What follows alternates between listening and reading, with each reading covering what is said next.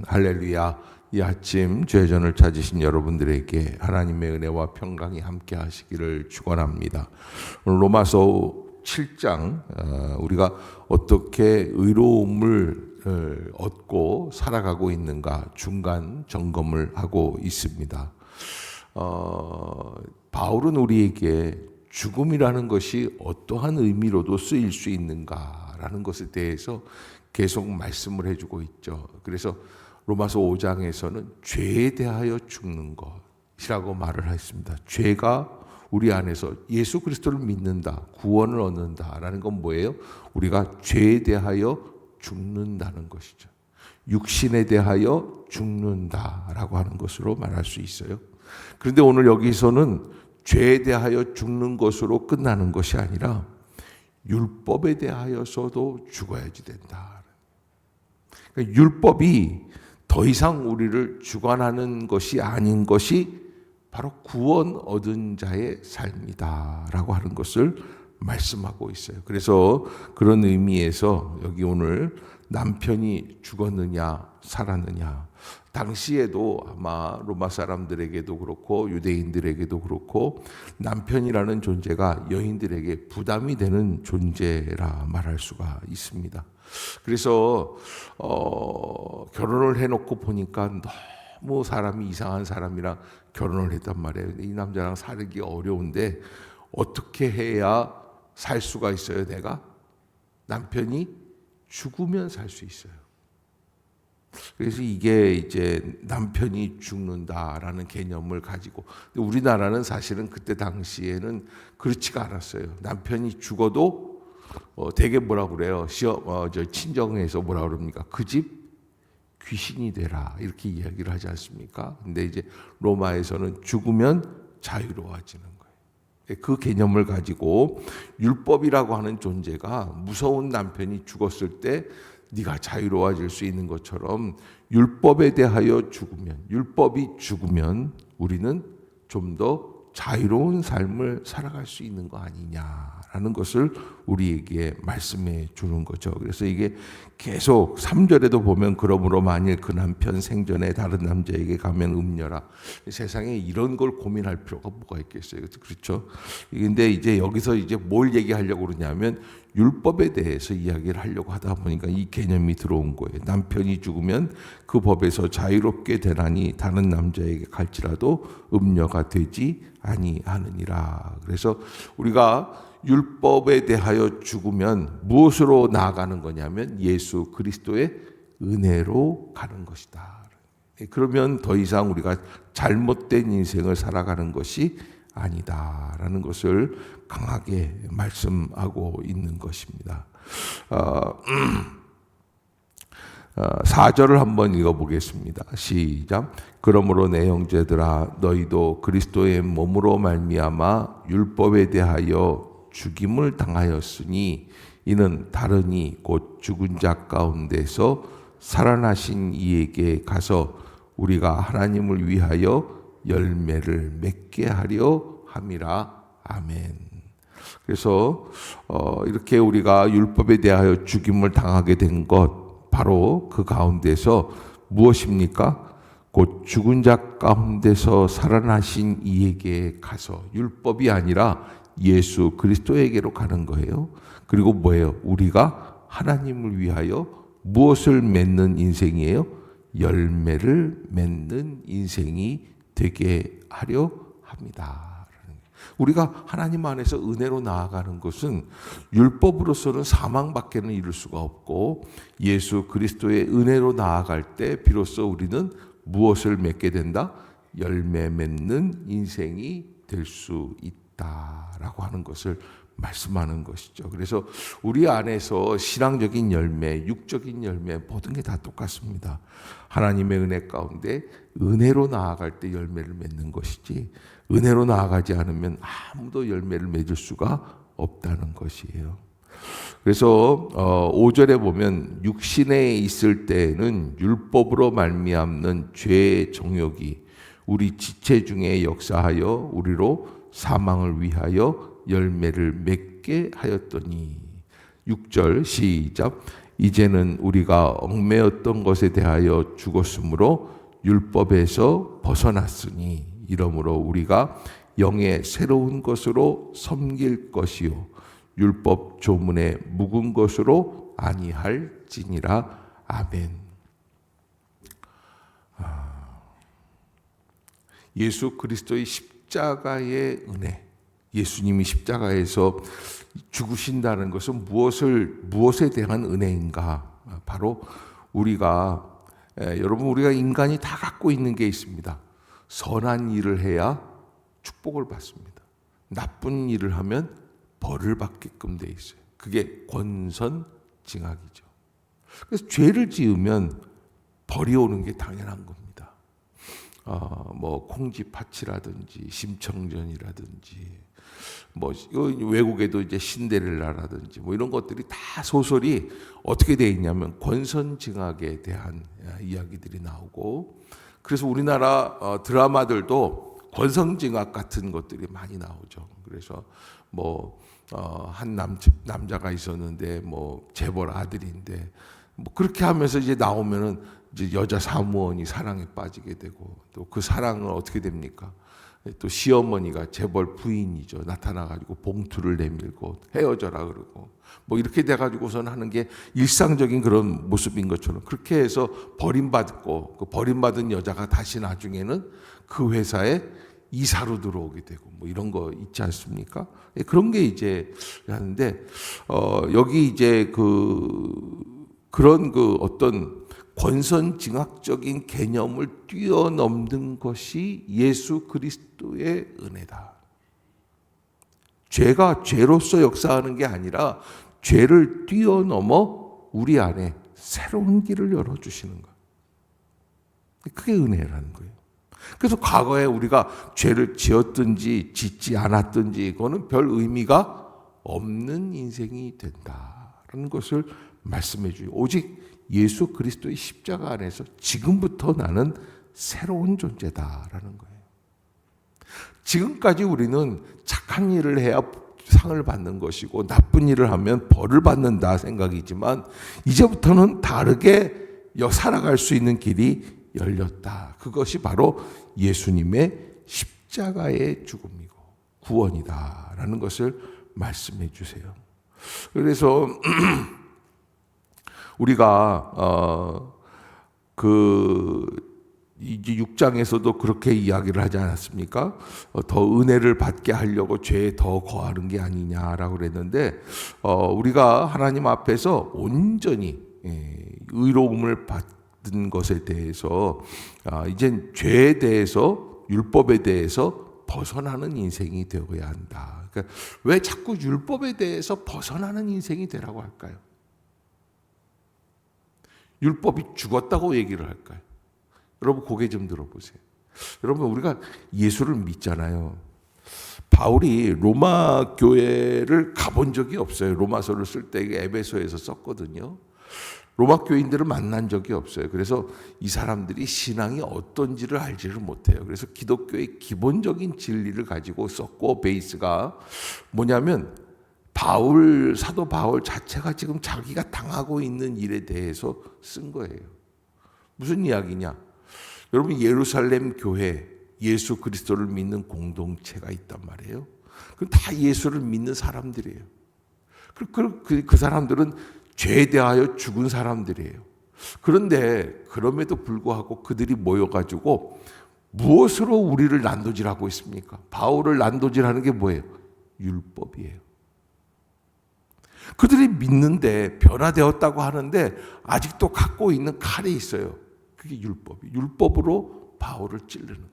바울을 찌른다기보다도 이방인들에게 복음을 전하는 것을 막고 있는 거죠. 못 들어오게 하는 거예요. 못하게 하는 거예요. 그 이유는 그들은 율법이 없다. 율법을 지켜야지 된다. 할례라는 것이 바로 그런 의미이고, 율법을 지키는 것, 안식일 규례라든지 또 하나님 앞에서 어떻게 하루에 몇 번 기도를 하느냐, 여러 가지 그 규례들이 다 거기에 있는데 그 모든 것을 총칭하는 것이 율법이고, 율법 중에 가장 핵심이 모세가 시내산에서 받은 십계명 아니겠어요? 그런 계명들, 그런 모습들, 그런 의미들이 있다. 그런데 7장에서 그래서 바울은 계속해서 율법이 바로 죽었다.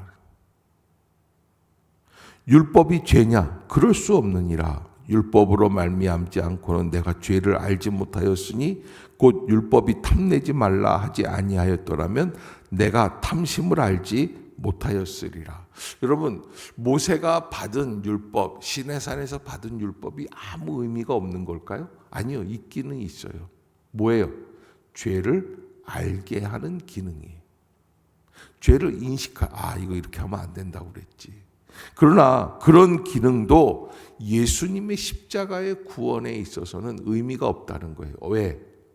예수님이 그 모든 죄된 역사들을 다시 회복시키셨기 때문에 그렇다는 거예요.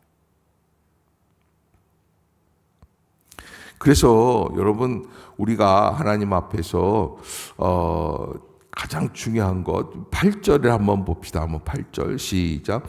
그러나 죄가 기회를 타서 계명으로 말미암아 내 속에서 온갖 탐심을 이루었나니 이는 율법이 없으면 아멘.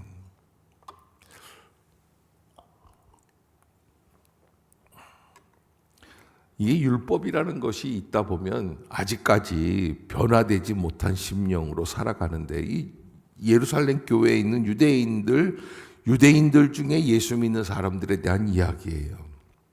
그러니까 계속 그걸 갖고 있으니까, 그 율법적인 신앙을 갖고 있으니까 아무리 예수를 믿는다고 해도 그 안에서 뭘 만드는 거예요? 죄된 역사를 만들어내는 거예요. 그러니까 아무것도 안 되는 거예요. 아까 그래서 뭐라고 그랬어요? 우리가 하나님 안에서 은혜 안에 있을 때 4절 이야기예요. 은혜 안에 있어야 뭘 맺게 되는 거예요? 열매를 맺게 되는 거예요. 뭐가 지금 변화되는 거, 거듭나는 거, 정말 은혜가 충만하게 되는 것이 있을 수 없어요. 여러분, 그때나 지금이나 예수를 믿는다고 하면서 계속 율법적인 신앙 안에 머물러 있으면 그 사람에게는 신앙적인 기쁨과 은혜가 이루어질 수 없다는 거예요. 그것을 말씀해 주시는 거죠. 그래서 율법이 갖고 있는 폐해, 우리가 율법을 포기해야 되는 이유, 원인, 이런 것들이 7장에 기록이 되어 있습니다. 그러면서 이런 죄된 율법이 우리에게 죄를 알려주고 죄를 엉매이게 하고 죄에서 벗어나지 못하게 하는 이런 폐해, 악습에 대해서 뭐라고 그러냐면 14절에 한번 봅시다. 시작. 우리가 율법은 신령한 줄 알거니와 나는 육신에 속하여, 아무리 율법이 신령해도 우리는 아직까지 육신적인 사람이기 때문에 죄 가운데 나아가게 되는 거예요. 그러면 이 가운데에서 율법과 은혜 사이에서 자꾸 율법적으로 우리가 가다 보면 죄에게 팔려나가는 거예요. 그러면 어떻게 되는 겁니까? 그러면 이렇게 되는 거예요. 15절 시작. 내가 행하는 것을 내가 알지 못하노니 곧 내가 원하는 것은,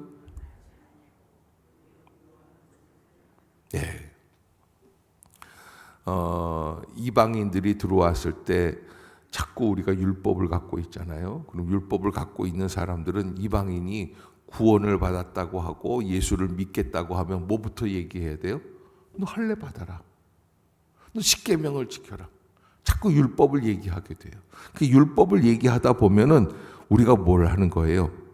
그러면 도리어 미워하는 것, 육신에 속하여서 죄 아래 팔리게 되는 것, 그것을 하게 되는 거예요.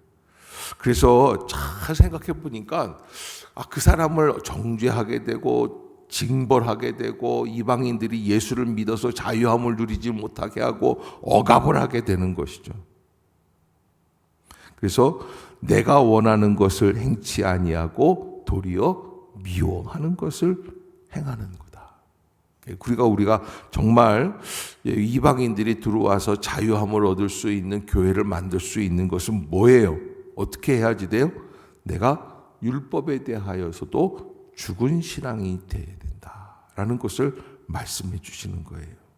그래서 아직까지 그게 잘 이루어지지 않을 때 그것을 얘기하는 거예요.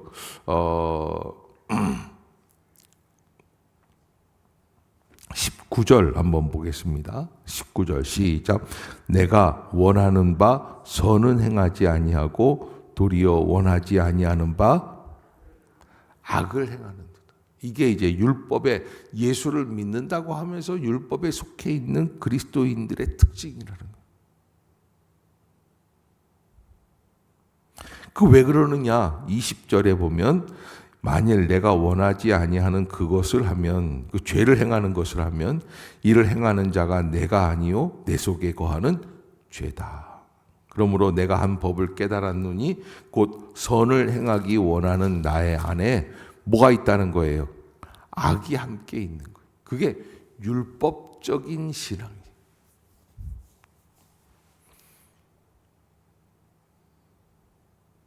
물론 이 구절을 내가 예수를 믿고 거듭나고 했음에도 불구하고 내가 또 다른 욕심나는 죄된 일을 행하는 그런 사람으로 비유할 수도 있어요. 근데 그게 아니라 여기서는 예수를 믿는 사람이 율법적인 마음을 갖고 있다 보면 어떻게 되느냐? 자꾸 다른 사람 정죄하게 돼요. 판단하게 되는 거예요. 그게 잘못된 거라는 거예요. 율법적으로. 그거 하지 말라는 거예요. 그래서 그런 갈등이 있는 게 내 속사람으로는 하나님의 법을 즐거워하되 내 지체 속에서 한 다른 법이 내 마음의 법과 싸워 내 지체 속에 있는 죄의 법으로 나를 사로잡는 것을 보는도다. 그래서 우리가 결국에는 어떻게 됩니까? 이 죄된 법, 율법적인 신앙으로 자꾸 나아가게 되고 그런 모습들을 보게 되는 거죠. 그런데 사실 이게 바울은 자기가 그렇다는 거예요. 자기가. 그래서 24절에 겸손하게 자기를 표현하는데 뭐라고 그럽니까? 시작. 오호라 나는 곤고한 사람이로다. 누가 나를 건져내랴. 아멘. 그 얘기를 해주는 거죠. 그래서 그렇게 건져낼 수 있는 그런 가장 유일한 길이 뭡니까? 25절 시작. 우리 주 예수 그리스도로 말미암아 하나님께 감사하리로다. 그런즉 내 자신이 마음으로는 하나님의 법을 육신으로는 아멘.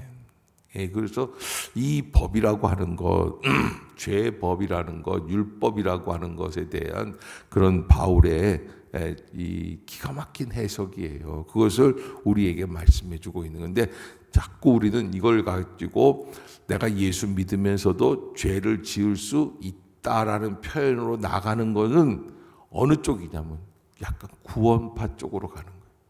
그래서 죄의 합법성이 나와요. 그래서 죄를 지어도 된다는 거예요. 근데 여러분 죄를 지어도 됩니까? 그 죄를 짓는다는 것 자체가 말이 안 되는 개념이고, 그러나 율법을 가지고 있을 땐 자꾸 정죄하니까 남을 미워하게 되고 남을 판단하게 되는 이 마음이 죄가 된다는 얘기를 해주는 거죠. 그래서 우리가 정말 율법의 마음을 포기한다는 것은 모든 것을 예수 그리스도의 은혜의 마음으로 한번 바라볼 수 있도록 해라. 아멘. 그러면 내가 생각하고 있는 것들이 좀 달라지게 돼요. 변화되는 것이죠. 그래서 정말 새로운 존재로 나아가는, 우리가 예수를 잘 믿는 사람들일수록 율법적인 판단과 정죄함이 많아요. 그래서 잘 믿는다고 하면서도 자기 생각에 좀 삐뚤어진 사람들을 보고 판단하고 정죄하고 조심해야지 된다라고 하는 것을 우리에게 권면해주고 있는 부분이 이 7장입니다. 그래서 죄에 대한 죽음뿐만 아니라 무엇에 대한 죽음? 율법적인 신앙에 대해서도 죽어야지만 한다. 그리고 온전히 예수 그리스도의 은혜에 속한 심령으로 살아갈 수 있어야 된다. 그래서 이제 8장 다음 주에 할 때, 그러므로 이제 그리스도 예수 안에 있는 자에게는 결코 뭐가 없어요. 바로 그게 나오는 거예요. 그래 이게 우리가 자꾸 율법적인 마음을 갖고 있으니까 정죄한다는 거예요. 예. 옆에 사람 한번 쳐다보세요. 예.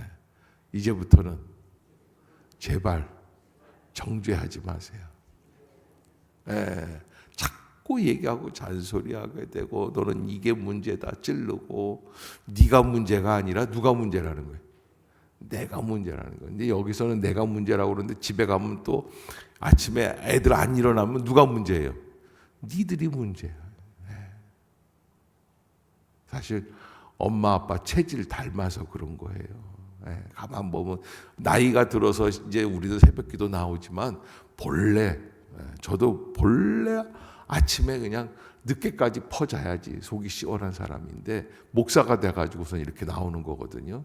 그러니까 본래 사람은 다 자기 체질을 잊어버리고 자기가 제일 의로운 사람인 줄 알고 그런 거예요. 그래서 그걸 잘 이해하고 그 사람들을 잘 바라볼 수 있는 마음이 생기는 것, 그것이 바로 그리스도의 십자가의 복음이다라는 것, 그것을 잊지 마시기를 주의 이름으로 축복합니다. 기도하겠습니다. 사랑의